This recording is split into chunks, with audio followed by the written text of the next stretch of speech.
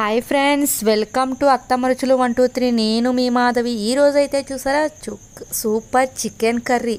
ఇక అసలు గ్రేవీతో అయితే చికెన్ కర్రీ సూపర్ అయితే ఉంది. ఇక ఎట్లా తయారు చేసుకోవాలో చూద్దామా. ఇక ముందుగా అయితే మాత్రం పొయ్యి మీద కళాయి పెట్టుకొని ఆయిల్ పోసుకొని ఇక ఆయిల్ బాగా హీట్ వచ్చాక ఉల్లిపాయలు అయితే కట్ చేసి వేసుకోవాలి. కేజీన్నర చికెన్ అయితే తెచ్చుకున్నాం. ఇక అయితే మాత్రం పావు కేజీ ఉల్లిపాయలు అయితే కట్ చేసుకున్నాం. ఇక పావు కేజీ ఉల్లిపాయలు కట్ చేసుకొని అవి ఎర్రగా బాగా వేగాలి. ఇక ఉల్లిపాయలు ఎక్కువ వేస్తే మాత్రం కర్రీ తీపి వచ్చేసిద్ది. అందుకని చెప్పి కేజీన్నరకి పావు కేజీ ఉల్లిపాయలు వేస్తున్నాం. ఇక అల్లం వెల్లుల్లి పేస్ట్ 50 గ్రాములు అల్లం, 50 గ్రాములు వెల్లుల్లి పేస్టు మిక్సీ పట్టేసి పేస్ట్లా చేసుకోవాలి. ఇక అది మనకి ఉల్లిపాయల్లో వేసుకోవాలన్నమాట. పచ్చివాసన పోయేదాకా వేపుకోవాలి. ఇక చికెన్ అయితే మాత్రం మనం కడిగి పక్కన పెట్టుకోవాలి. 2-3 సార్లు చికెన్ శుభ్రంగా కడుక్కొని పక్కన పెట్టుకున్నాం. ఇక ఉల్లిపాయలు గోల్డెన్ బ్రౌన్ కలర్లోకి వచ్చేసాక ఈ చికెన్ మొత్తాన్ని కూడా ఉల్లిపాయల్లో అయితే వేసేసుకోవాలి. ఇక చికెన్ని ఉల్లిపాయల్లో వేసేసుకొని మొత్తం కలుపుకోవాలన్నమాట. ఇక ఉల్లిపాయల్లోనే కొత్తిమీర వేసుకోవాలి. మనం మళ్ళీ లాస్ట్లో అయితే మాత్రం కొద్దిగా వేసుకోవచ్చు. ఫస్ట్ ఉల్లిపాయల్లో కూడా కొద్దిగా కొత్తిమీర అయితే వేసుకోవాలి.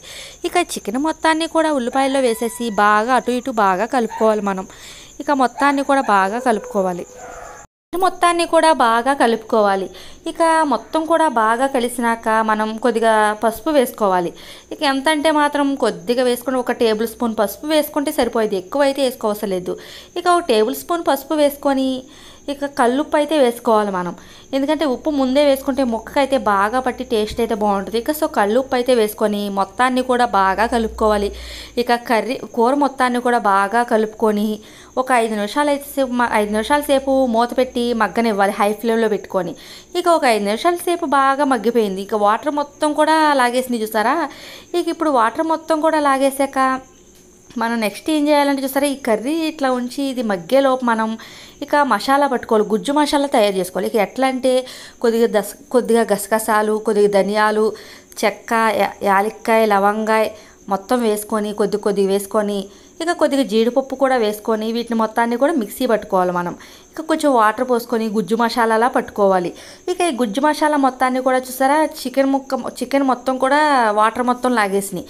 ఇక ఇప్పుడు ఈ చికెన్లో అయితే మనం ఈ గుజ్జు మసాలా మొత్తాన్ని కూడా వేసేసుకోవాలి. ఇక వేసుకొని వీటిని మొత్తాన్ని కూడా బాగా కలుపుకోవాలి. కొంచెం మిక్సీ జార్లో కొంచెం వాటర్ పోసి అవి కూడా ఇవి చికెన్లో అయితే వేసేసుకోవాలి. ఇక నెక్స్ట్ కారం.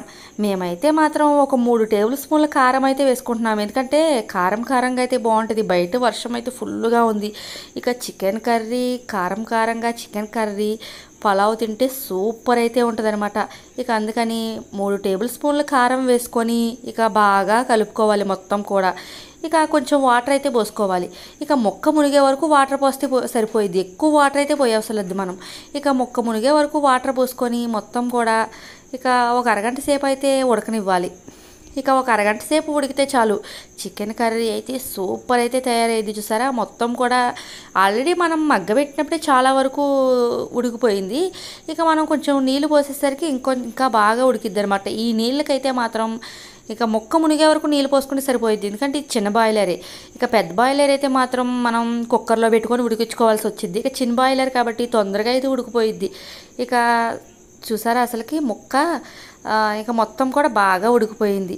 ఇక అసలుకి చికెన్ కర్రీ సూపర్ అయితే ఉంది. ఈ వీడియో కనుక మీకు నచ్చినట్టు లైక్ చేయండి, షేర్ చేయండి, సబ్స్క్రైబ్ చేయండి.